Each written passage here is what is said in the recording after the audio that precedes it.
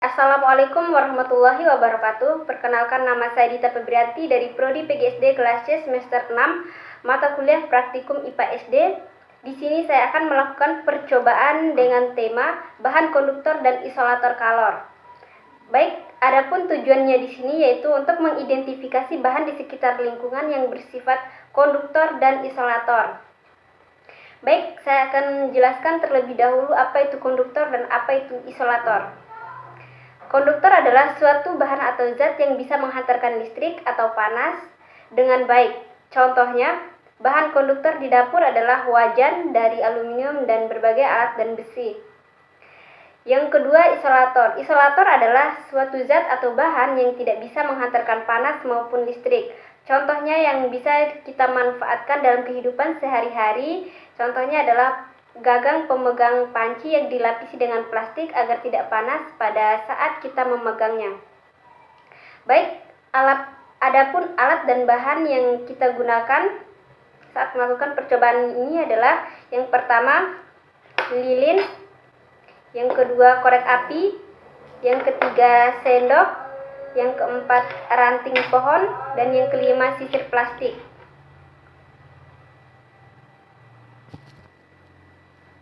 Baik, cara kerjanya yang pertama kita nyalakan lilin.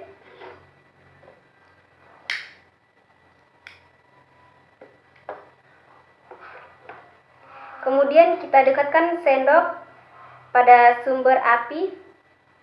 Kita amati selama 30 detik.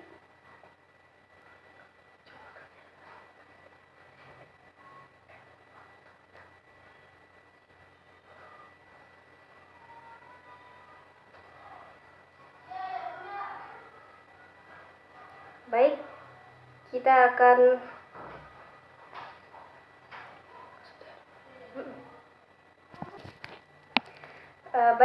setelah kita melakukan kita menyimpan sendok di atas lilin, dia terasa panas, berarti dia konduktor karena sendok bisa menghantarkan listrik atau panas.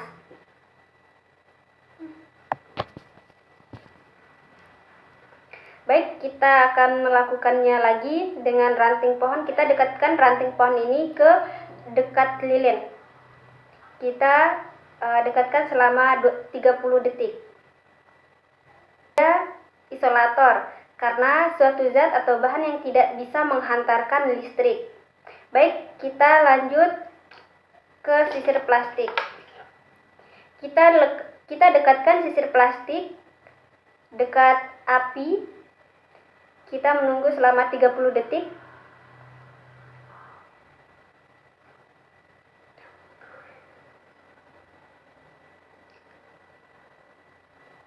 Baik, setelah kita dekatkan sisir plastik ke lilin, perubahannya adalah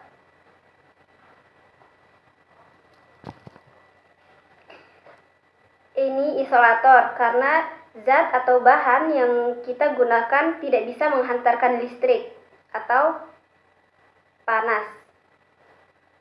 Baik, kita akan dekatkan lembaran seng ke atas lilin.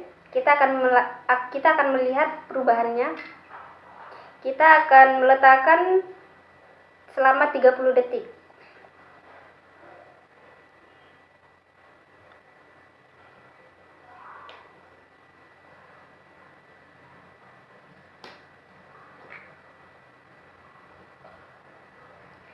Baik, setelah kita meletakkan seng ke atas api, bahan yang kita gunakan terasa panas karena dia adalah konduktor. Karena dia bisa menghantarkan listrik atau panas dengan baik. Jadi perbedaan sifat bahan konduktor dan isolator di sini yaitu konduktor sendiri merupakan suatu zat bahan konduktif yang mudah menghantarkan arus listrik atau energi panas, atau jika dihubungkan dengan sumber panas.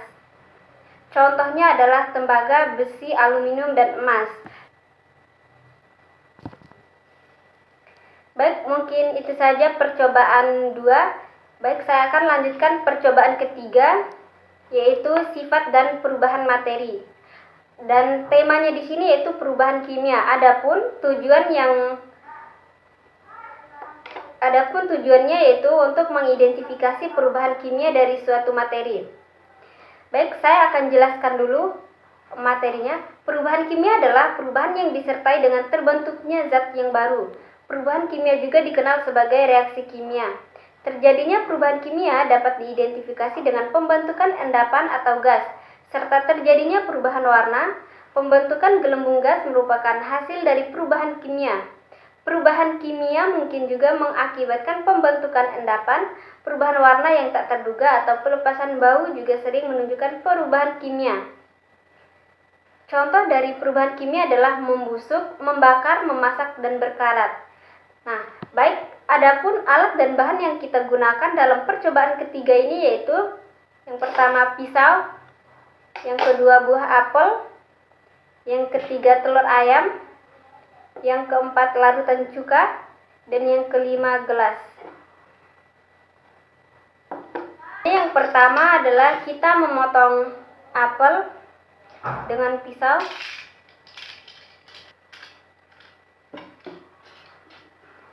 Lalu kita biarkan apel selama beberapa menit menggunakan cuka ke apel. Kita lihat perubahannya selama kurang lebih 15 menit. Sambil kita menunggu perubahan dari apel ini, kita lanjut ke percobaan kedua, yaitu kita masukkan larutan cuka ke dalam gelas. Kita masukkan cuka setengah gelas saja.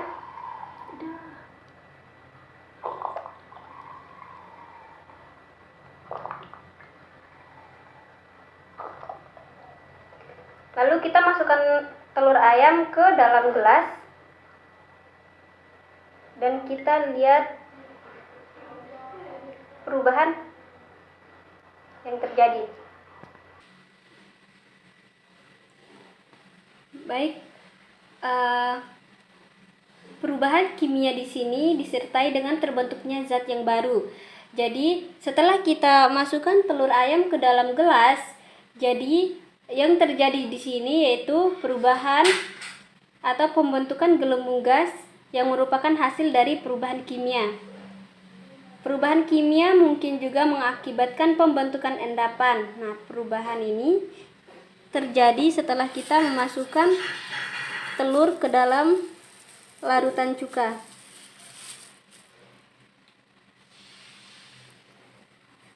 Gelembung-gelembung kecil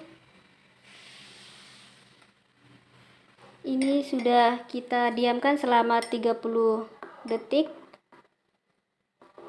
Di sini ada perubahan telur, perubahan warna dari telur itu sendiri.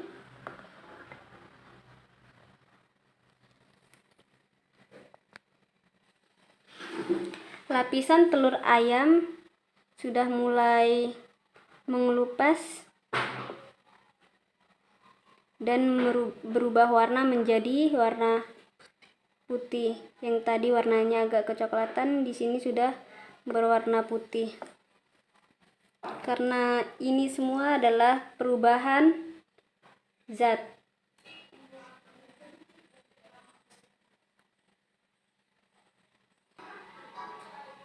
Nah, di sini apel sudah mulai merubah warna menjadi agak kecoklatan. Karena ini semua adalah perubahan zat, perubahan kimia. Terjadinya perubahan kimia dapat kita identifikasi dengan pembentukan endapan atau gas. Nah, serta terjadinya perubahan warna yang seperti warna pada apel.